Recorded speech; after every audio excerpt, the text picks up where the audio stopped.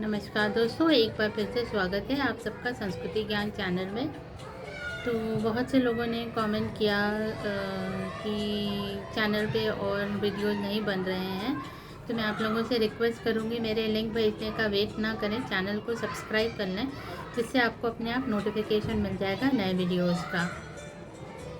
तो आइए आगे बढ़ते हैं। गीता के दूसरे अध्याय में हमने 20 श्लोक तक पढ़ लिया था। आगे हम 21वें श्लोक से चालू करेंगे।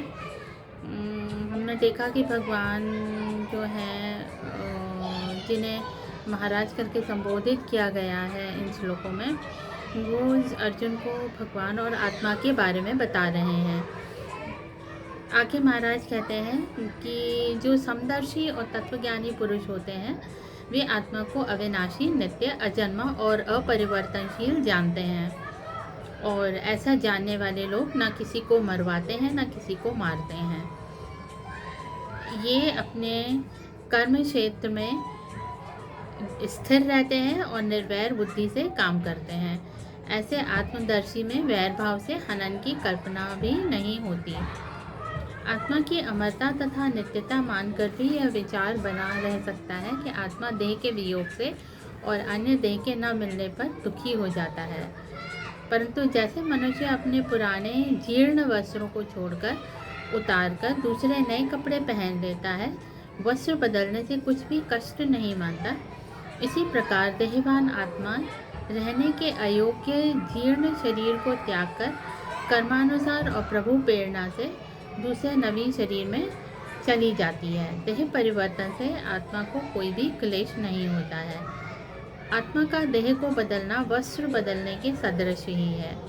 जैसे एक ही मनुष्य एक कमरे से दूसरे कमरे में चला जाता है, एक ग्राम से दूसरे ग्राम में रहने जा सकता है, मरा हुआ नहीं माना जाता, ऐसे ही देहों के मकान तथा स्थान बदल लेने से आत्मा भी अमर ही रहती है। इस अमर अविनाशी परम सूक्ष्म आत्मा को तलवार आदि तीखे शस्त्र नहीं काटते हैं। इसको आग जला नहीं सकती, पानी इसको नहीं भिगोते और न ही वायु इसको सुखाती है। यह परम सूक्ष्म आत्मा छेदन नहीं किया जा सकता है, यह दग्ध नहीं हो सकता है, यह भिगोया नहीं जा सकता है और निश्चय से सूख भी नहीं सकता है, क्योंकि यह आत्मा नित्य है, पंचभूतों का कार्य नहीं है, सर्वगत है, अपने मुक्त भाव से सर्वत्र प्राप्त है, स्वरूप से स्थिर है, अचल है और सनातन है। आत्मा आदि अंत से रहित है। यह नित्य, सत्य और सनातन सत्ता है। यह अभाव से, नास्ति से नहीं बना हुआ है। नास्ति तत्व से अस्ति तत्व कदापि नहीं हो सकता। अभाव से न होने से भाव कदापि नहीं होता। देह में रहने वाली सूक्ष्म आत्मा क्रिया से, चेतन से, स्मृति से और प्राणों के आने जाने आदि से होना तो जाता है, परंतु फिर भी स्वरूप से यह अव्यक्त है, इंद्रियों से ग्रहण नहीं किया जा सकता है। मन बुद्धि का विषय न होने से यह अचिंत्य है। यह प्रकृति के विकार परिणाम से रहित कहा जाता है। इसलिए इस आत्मा को ऐसा जानो हे अर्जुन, तुम्हें चिंता नहीं करनी चाहिए। यद्यपि यह आत्मा देह में रहती हुई जान पड़ती है, परंतु अपने स्वरूप से इंद्रियों के विषय से बाहर है।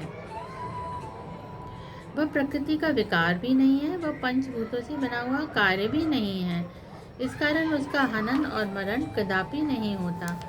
हनन और मरण तो देह में ही माने गए हैं। देशकाल में उत्पन्न हुए कार्य का मरना तथा बिगड़ना सृष्टि नियम है। यह नियम किसी और नियंता की नियति है और अटल है। इसलिए अपने कर्तव्य कर्म करने के काल में तुम्हें अपने वश से बाहर की बातों का चिंतन करना उचित नहीं है। तो भगवान अर्जुन को आत्मा के बारे में आगे बताते ही जा रहे हैं और कह रहे हैं कि उन्हें अपने कर्तव्य पर अटल रहना चाहिए और चिंता नहीं करनी चाहिए। आत्मा का सत्य, सनातन, नित्य और अमृत स्वरूप समझाने के पश्चात महाराज ने कहा, यदि इस आत्मा को नित्य जन्म लेने वाला, सदा मानने वाला तुम मानते हो, तो इस प्रकार शोक करने योग्य नहीं हो। आत्मा का प्रकृति से पृथक न होना मानकर भी तुम्हें शोक करना उचित नहीं है। इसलिए सदा जन्म मरण रूप अनिवार्य विषय से भी तुम्हें शोक नहीं करना चाहिए। आत्मा की प्रकृति को पृथक स्वतंत्र सत्ता न मानकर भी सदा बनने बिगड़ने वाले के जीवन मरण की चिंता करना उचित नहीं है, क्योंकि यह भी तुम्हारे वश की बात नहीं है। यह नया पुरानापन, उत्पत्ति लय होकर न रहना आदि कार्य जगत का स्वभाव है और यह अनिवार्य है। तो भगवान समझा रहे हैं अर्जुन को कि ये तो प्रकृति में होता ही रहता है और इसलिए तुम्हें आगे चिंता नहीं करनी चाहिए।